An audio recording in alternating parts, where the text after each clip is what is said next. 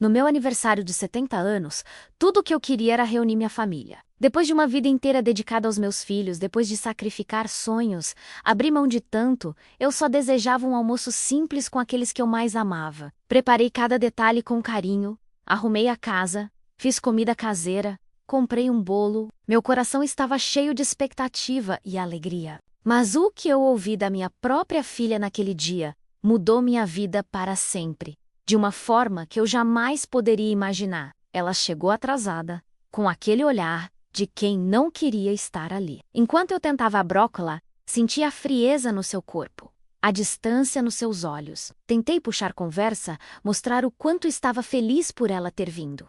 Mas ela mal me olhava. E então, no meio daquela sala decorada com tanto amor, ela disse algo que cortou meu coração como uma lâmina afiada. As palavras saíram da sua boca com uma crueldade que eu nunca imaginei que uma filha pudesse ter com sua própria mãe. Você devia estar num asilo, não aqui passando vergonha. Essas palavras ecoaram na sala silenciosa como um trovão em dia de sol. Senti meu corpo gelar, minhas pernas tremeram, e por um instante não consegui acreditar no que tinha acabado de ouvir. Será que ela realmente tinha dito aquilo? Será que a menina que eu embalei nos braços, que eu cuidei em todas as noites de febre, que eu ensinei a andar, havia se transformado nessa pessoa? O silêncio que se seguiu foi ensurdecedor, pesado, carregado de uma dor indescritível. Se você já sentiu o peso da ingratidão, da solidão ou percebeu que as pessoas que você mais amou se afastaram de você, esse vídeo é para você. Porque o que aconteceu depois dessa frase me ensinou a lição mais importante da minha vida. Uma lição sobre dignidade, sobre autovalorização, sobre redescobrir a força que existe dentro de nós, mesmo quando tudo parece perdido. E essa lição pode abrir seus olhos também.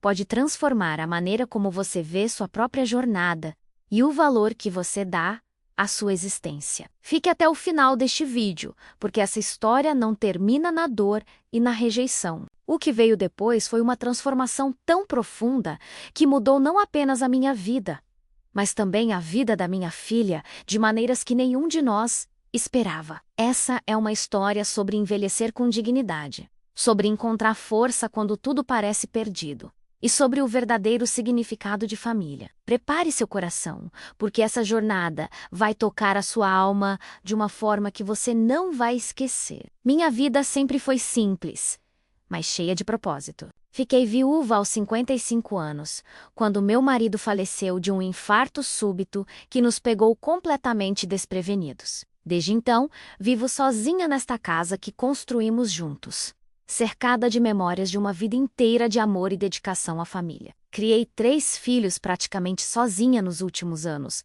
trabalhando em 2 empregos para garantir que nada lhes faltasse. Foram anos difíceis, de muito cansaço, mas eu nunca reclamei porque tudo que eu fazia era por amor. Sempre fui uma mãe presente, daquelas que colocam os filhos em primeiro lugar em todas as decisões da vida. Abri mão de me casar novamente para me dedicar inteiramente a eles. Recusei promoções no trabalho que me fariam viajar e ficar longe de casa. Vendi joias e móveis quando o dinheiro apertava para que não faltasse nada. Cada conquista deles era minha conquista, cada formatura, cada casamento, cada neto que nascia trazia alegria infinita ao meu coração. Eu acreditava que estava construindo laços eternos, uma família unida que sempre estaria junta nos momentos importantes. Quando meu aniversário de 70 anos se aproximava, comecei a sonhar com uma celebração especial. Não queria festa grande, nem presentes caros ou luxos desnecessários. Tudo que eu desejava era reunir meus filhos, netos e alguns amigos queridos para um almoço simples em casa. Queria ver todos sentados à mesma mesa, conversando, rindo, compartilhando histórias e criando memórias. Para mim, aquilo seria o maior presente. Estar cercada pelas pessoas que eu amava. Sentir que minha vida tinha valido a pena, que eu tinha construído algo bonito e duradouro. Nos dias que antecederam a data, me dediquei completamente aos preparativos. Limpei a casa de ponta a ponta, lavei cortinas, encerei o chão, arrumei cada cômodo com carinho especial. Fui ao mercado e comprei ingredientes frescos para fazer os pratos favoritos dos meus filhos. Aquelas receitas de família que eles sempre pediram quando eram pequenos. Encomendei um bolo simples, mas bonito, decorado com flores de açúcar. Arrumei a mesa com a toalha bordada que ganhei no meu casamento. Coloquei as louças bonitas que guardava para ocasiões especiais. Cada detalhe foi pensado com amor imenso. Na manhã do meu aniversário, acordei cedo com um coração palpitante de expectativa e alegria. Terminei os últimos preparativos. Coloquei meu vestido favorito, arrumei o cabelo e até passei um batom suave. Olhei ao redor da casa e senti orgulho do que havia preparado. Tudo estava perfeito. Cada detalhe refletia o amor que eu sentia pela minha família. Eu estava feliz, confiante de que seria um dia maravilhoso, cercada de amor e gratidão. Não fazia ideia de que as próximas horas trariam uma das maiores dores que eu já havia experimentado em toda a minha vida. O horário combinado era meio-dia, mas quando o relógio marcou essa hora, a casa ainda estava vazia e silenciosa. Olhei pela janela dezenas de vezes, esperando ver carros chegando, mas a rua permanecia quieta. Meu coração começou a apertar. Uma ansiedade desconfortável foi tomando conta de mim. Peguei o celular e vi algumas mensagens. Meu filho mais velho não poderia vir porque tinha um compromisso de trabalho que surgiu de última hora. Meu filho do meio disse que os filhos estavam doentes. Apenas algumas pessoas confirmaram presença, muito menos do que eu esperava. Por volta de 1 da tarde, alguns poucos convidados começaram a chegar. 2 amigas antigas, uma vizinha querida e um primo distante. Eu sorria e agradecia, mas por dentro meu coração estava quebrado. Onde estava a minha família? Onde estavam aqueles por quem eu havia dedicado minha vida inteira? A mesa farta que preparei para 15 pessoas agora parecia exagerada, quase patética. Cada cadeira vazia era como uma ferida aberta, um lembrete doloroso de que talvez eu não fosse tão importante quanto imaginava para aqueles que eu mais amava. Quando minha filha finalmente chegou, quase 2 horas atrasada, senti um misto de alívio e mágoa. Ela entrou pela porta com o rosto fechado, mexendo no celular. Mal me cumprimentou. Tentei abracá-la. Mas o abraço foi frio, mecânico, sem qualquer calor ou afeto verdadeiro. Perguntei como ela estava.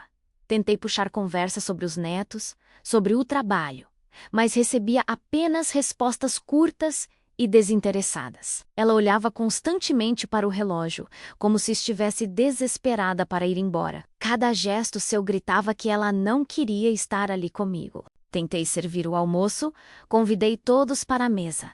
Esforcei-me para criar um ambiente alegre e acolhedor, mas a tensão era palpável no ar. Minha filha comeu rapidamente, sem elogiar a comida que eu tinha feito com tanto carinho, sem demonstrar qualquer interesse pelas outras pessoas presentes. Quando trouxe o bolo e comecei a cortar, ela suspirou alto, um suspiro de impaciência e irritação que todos puderam ouvir. Senti as lágrimas queimando nos meus olhos, mas tentei manter a compostura. Fingi que não estava percebendo seu desprezo. Foi quando ela decidiu ir embora, apenas meia hora depois de chegar, que tudo desmoronou. Levantou-se bruscamente da mesa. Pegou a bolsa e disse que precisava ir. Tentei segurá-la. Disse que tínhamos passado tão pouco tempo juntas, que eu tinha esperado tanto por esse momento. E foi então que ela se virou para mim, com um olhar duro e frio que eu nunca tinha visto antes, e soltou aquelas palavras envenenadas que ficariam gravadas na minha alma para sempre. Mãe, sinceramente, você devia estar num asilo, não aqui passando vergonha. O mundo ao meu redor pareceu parar completamente naquele instante.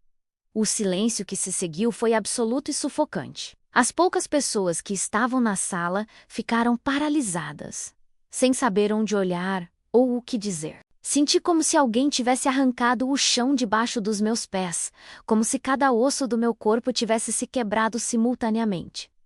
Minha boca se abriu, mas nenhum som saiu. Meus olhos se encheram de lágrimas que eu já não conseguia conter. Será que eu tinha ouvido direito? Será que minha própria filha, a menina que eu carreguei no ventre, havia acabado de dizer que eu deveria estar num asilo? Ela saiu sem olhar para trás, sem se despedir, deixando apenas o eco de suas palavras cruéis, ressoando naquela sala decorada com tanto amor. Tentei manter a compostura na frente das pessoas que ficaram, mas era impossível esconder a dor devastadora que eu sentia. Minhas amigas me abraçaram, tentaram me consolar, mas nada do que diziam conseguia penetrar a névoa densa de tristeza e incompreensão que havia tomado conta de mim. Como alguém que eu amei tanto, por quem sacrifiquei tanto, podia me tratar com tamanha crueldade e desprezo? Quando todos foram embora e fiquei sozinha naquela casa silenciosa, cercada pelos restos da festa que ninguém quis celebrar comigo, desabei. Sentei no chão da cozinha e chorei como nunca tinha chorado antes. Nem quando meu marido morreu. Eram lágrimas de dor profunda do Himilhaku, de incompreensão total. Olhei ao redor e vi toda aquela comida que havia preparado com tanto carinho, o bolo pela metade, as cadeiras vazias. Será que eu tinha desperdiçado minha vida? Será que tudo que eu fiz não tinha valor algum? A solidão nunca havia parecido tão pesada e opressora. Naquela noite, deitada na cama, em copas do dormir, as palavras da minha filha se repetiam na minha cabeça como um disco arranhado. Você devia estar num asilo, passando vergonha.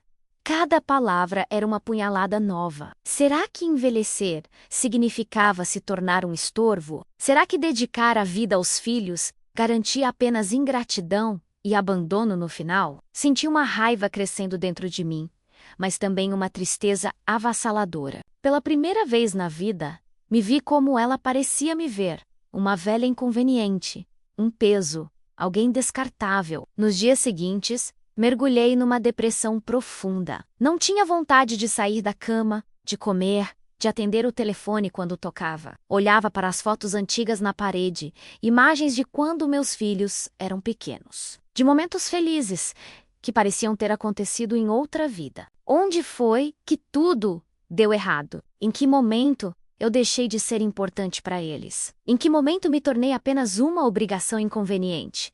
Alguém que eles toleravam por dever, mas não por amor? Essas perguntas me atormentavam dia e noite, sem respostas que fizessem sentido. Foram semanas difíceis de introspecção e dor, mas algo em mim começou a mudar. Uma manhã, olhando-me no espelho, fiz uma pergunta diferente. Será que envelhecer realmente é sinônimo de ser descartada? Será que meu valor como pessoa depende do reconhecimento dos meus filhos? E pela primeira vez em muito tempo, senti uma faísca de indignação saudável. Eu era mais do que uma mãe, mais do que alguém que serviu aos outros a vida inteira. Eu era uma pessoa, com sonhos, desejos, histórias, experiências. Tinha 70 anos de vida, vivida, de sabedoria acumulada, de força demonstrada. Decidi que não iria me vitimizar, nem me deixar definir pelas palavras cruéis da minha filha. Comecei pequeno, com ações simples que faziam muito tempo que não tomava para mim mesma. Voltei a caminhar pela manhã no parque perto de casa, algo que adorava fazer, mas havia abandonado. Comprei livros que sempre quis ler, mas nunca tive tempo. Matriculei-me num curso de artesanato oferecido pela prefeitura. Cada pequeno passo era uma declaração para mim mesma. Eu ainda estou aqui. Eu ainda importo. Eu ainda tenho vida para viver. No grupo de artesanato, conheci outras mulheres da minha idade, cada uma com suas próprias histórias de vida, algumas parecidas com a minha. Conversávamos enquanto trabalhávamos, compartilhávamos experiências, ríamos juntas. Descobri que não estava sozinha nos meus sentimentos de abandono e desvalorização. Muitas delas também tinham filhos distantes. Também se sentiam invisíveis numa sociedade que idolatra a juventude. Mas ali naquele grupo, éramos vistas, éramos valorizadas, éramos importantes umas para as outras. Comecei a criar amizades verdadeiras, baseadas não em obrigação familiar, mas em escolha genuína. Uma das mulheres do grupo me convidou para participar de um grupo de viagens para a terceira idade. No início, hesitei. Viajar sempre foi algo que fiz com meu marido ou com a família, nunca sozinha. Mas algo dentro de mim disse, por que não? Fiz minha primeira viagem aos 71 anos, para uma cidade histórica a poucas horas de distância. Foi libertador. Conheci lugares novos, provei comidas diferentes, conversei com pessoas interessantes, descobri que ainda tinha curiosidade, ainda tinha vontade de explorar o mundo. Ainda tinha tanto para viver e experimentar. Comecei a investir em mim mesma de maneiras que nunca tinha feito antes. Troquei o guarda-roupa, comprando roupas que me faziam sentir bonita e confiante. não apenas práticas. Voltei a me maquiar, não porque precisava impressionar alguém, mas porque gostava de me ver bem no espelho. Cuidei melhor da minha saúde.